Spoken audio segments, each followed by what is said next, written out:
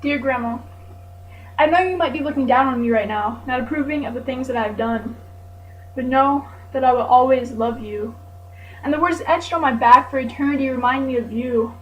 See, I will never be able to forget like you did. I remember the first time that I laughed. 7 years old, you drove into a ditch and they pretended it was no big deal, so I laughed. 10 years old, you chewed on a Chinese checker like it was a jawbreaker, and I pretended it was no big deal. So, I laughed. 16 years old, you fell in the bathroom and hit your head, and I watched my father carry your limp body down the hall to the bedroom where you lie, waiting for God to tell you it was your turn to die. So, I cried. And though no tears streamed my face, it was on the inside. My heart was breaking, because that was the saddest night of my life. See my father cry and Grandpa wipe his eyes. The night is burned in my mind like the scars on my skin. When did I begin to believe today is a great day to die? It was then. When I see the words, they utter how depressing. But dying is more depressing than death.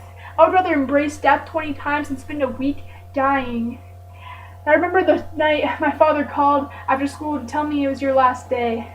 I stared at the phone in my hand and fell to my knees crying, calling my mother, praying to God, thinking, questioning, thanking, praising, showed up too late. And I remember kissing your cold forehead as you lie in the hospice bed on the night you said goodbye. And my grandfather cried and said, about damn time, I don't know who that bitch was, but my wife died 4 years ago.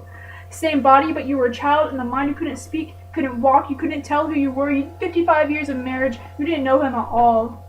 He cursed God while I praised him for finally taking you away. It may sound strange, Grandma, but I hated seeing you so deranged. Today is a great day to die.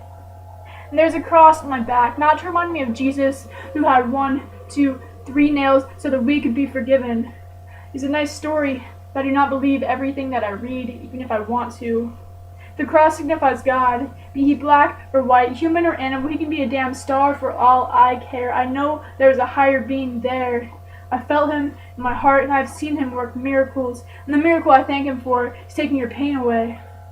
Life is a great gift that no one should take for granted, and seeing you, the real you, live your life not for you but for others made me want to live my life not for me but for others. And grandmother, seeing you fade away made me realize that death can come any day. I should live my life so I am ready, because today is a great day to die.